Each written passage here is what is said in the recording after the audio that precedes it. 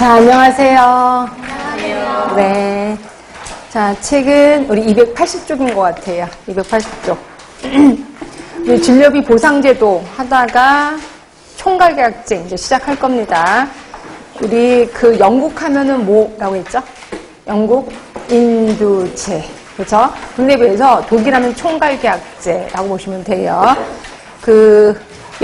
그러니까 독일, 우리나라는 공단이라는 이름으로 이제 하나가 있을 거예요. 근데 독일은 조합, 그러니까 질병금고라고 합니다. 질병금고라는 조합으로 한 1000여 개가 있다고 생각하시면 돼. 그래서 그러니까 우리나라 말로 얘기한다면 조합이라고 생각하시면 되고요.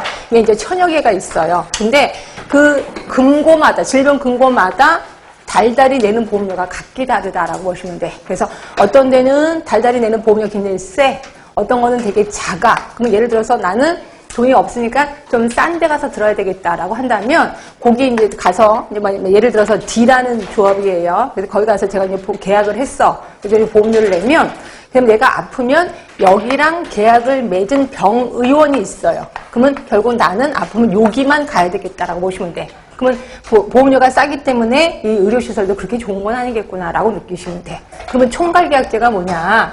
여기 조합하고 이 병의원의 대표되는 사람이 만나서 1년에 한 번씩 계약을 맺는 거예요. 그래서 계약금을 총액을 줘요. 그럼 총액을 갖고 이거 갖고 여기 있는 사람들이 다 나눠 먹는다라고 보시면 됩니다. 그래서 이거를 총액을 계약한다 해서 총액계약제 또는 총괄계약제라고 보시면 됩니다. 이런 거고요.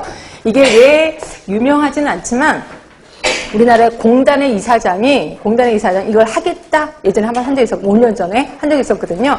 결국 우리나라 전국에 있는 병원의원의 의사 대표하고 그 다음에 공단의 대표자가 만나서 총 얼마를 주겠다라고 얘기를 한 거죠. 그럼 그 돈 갖고 전국에 있는 의사들이 다 나눠 먹는 거예요. 의사들이 그 짓을 하겠어 안 하겠어?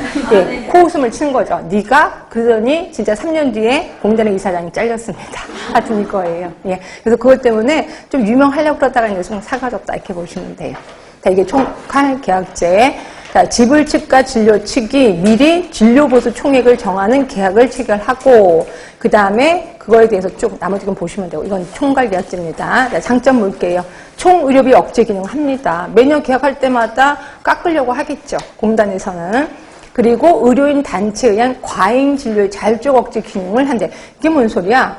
돈을 이미 받았지. 그럼 여기에 있는 이 사람들은 스스로 돈을 이미 받았기 때문에 스스로 줄이려고 하겠죠. 예, 그거를 얘기한 거예요. 그래서 거기 보시면 의료인 단체에 의한 자율적인 억제 기능을 한다라고 보시면 돼요. 과잉 진료 절대로 안 하는 거죠.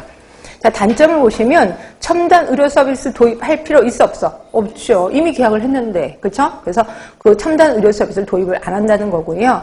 그다음에 이번에 보시면 매년 진료비 계약을 둘러싼 교섭의 어려움으로 혼란을 초래할 우려가 있다. 12월 말에 계약을 해. 이때 입원한 사람은 찬밥 신세겠죠. 하여튼 요겁니다.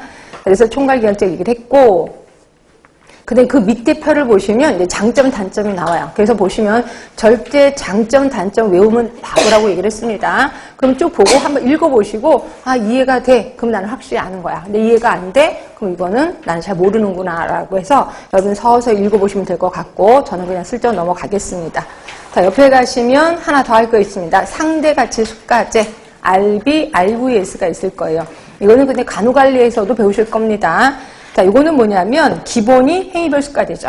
행위별 수가제인데 그 행위 하나하나마다 가치를 매기는 거예요. 자, 예를 들어서 이런 거죠. 내가 근무 시간 중에 맹장 수술을 했어. 내가 의사인데 그리고 내가 응급으로 나와서 맹장 수술을 했어. 그럼 똑같은 맹장 수술이 있지만 어떤 게 더 값어치가 있냐면 응급. 이거는 응급으로 나왔으니까 새벽에 나온 거니까 좀 값어치가 있겠죠. 그래서 이거는 1.2배를 해줘요. 값어치가 있으니까. 그리고 평상시 근무니까 근무 중이잖아. 그래서 이거는 0.8배를 해주는 거죠. 그렇죠? 그러면 전체적인 의료비는 어떻게 될까요? 똑같을까요? 다운이 될까요? 올라갈까요? 똑같아요? 아니죠. 왜냐면 응급은 그렇게 많지 않거든요. 결국 평상시 거를 가격을 깎았다 이렇게 생각하시면 돼요. 그래서 전체적 의료비는 좀 다운이 된다라고 보시면 됩니다. 하여튼 이게 상대가치 수가제. 그러면 그 가치를 어떻게 매기는데, 자, 밑에 있는 거를 좀 볼게요. 미국의 하버드 대학에서 이걸 만들었는데, 밑입니다. 의료 서비스의 난이도를 고려해서 상대 가치의 환산 지수를 곱해서 수가를 산정하는 거다. 그럼 난이도를 뭘로 하는데? 두 개로 합니다. 1번 보시면 업무량 시간. 또 하나가